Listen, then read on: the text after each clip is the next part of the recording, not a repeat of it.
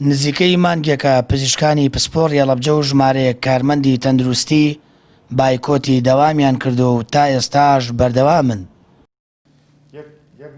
زۆربەی ڕەخنە و گلەیەکان ڕوبەڕووی خودی بەڕێوەبەری تەندروستیە. ئەویش قسە بۆ پەیام دەکات و دەڵێت هاوڵاتی سەنتەری کارەکانیانە و ئەو پزیشکانە داوای گواستنەوەیان کردووە و ئەویش واژۆی لەسەر ئەوە نەکردووە.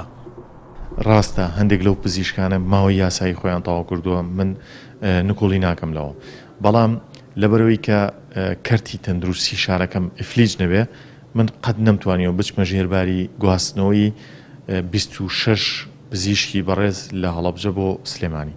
خۆی بۆ خۆی سەرچاوی کێشەکە لەوە دروست بوو کە داوای کەمکردنەوەی دەوام کرا لەو نەخۆشخانەیە و گۆڕینی پزیشکی پسپۆڕی هەناوی بە پزیشکی پلەبند کە ئاستی زانستی لە پزیشکی هەناوی کەمترە. بۆیە بۆ خۆی نەک من بم هەر بەڕێوەبەرێکی گشتیتر بێ بێگومان ناگەڕێتەوە بۆ ڕای هیچ کەسێک لە کەمکردنەوەی خزمەتگوزاریە تەندروستیەکان. پزیشکە مانگرتوەکان ژمارەیان زیاتر لە 45 پسپۆڕی بوارە جیاوازەکانە.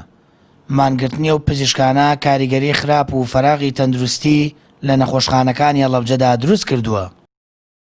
قسە لەگەڵێکێک لە پزیشکە مانگرتوەکان دەکەم کە پسپۆڕی چارەسەری بواری مناڵانە. ئەو هۆکاری بایکۆت و کێشە و گرفتەکانیان لەگەڵ بەڕێوەبەری گشتی دەخاتە ڕوو. دەژڵێت بەردەوام دەبن تا لایەنی پەیوەندیدار لە ڕێگەی پێگێنانی لیژنەکەیەوە گرفتەکان چارەسەر دەکەن. بۆی حەزمان کردوتمان بە شێوەیەکی ئەوەی کە چۆن دانراوە بۆ تەرەفا بچێ، بۆیە لە هەفتە یەکەم و دووەم ئێمە هیچ قسەیەکمان نەکرد، مخاتەبەی لایەنە پەیوەندیدارەکانمان کرد، ئەوان وعدیانە کە حەل بکرێ، بەڵام بەداخەوە لە ئاخیرا بەهۆی کێشەی ناوخۆی خۆیانەوە دیارە ناتوان شتەکە حەلکەن و درا بە لیژنە.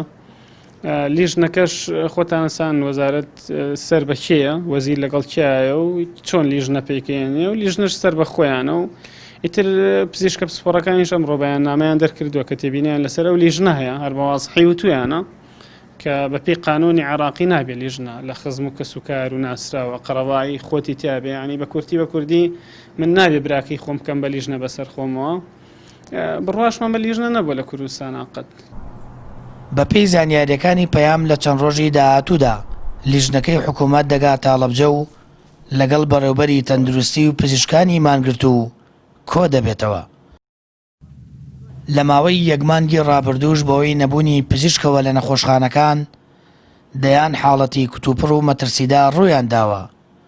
هاوڵاتی شارەکە بە ناچاری بۆ چارەسەر و تیماری برینەکانیان ڕوو لە شاری سلێمانی دەکەن. سامان فتاح، کەناڵی ئاسمانی پەیام، هەڵەبجە.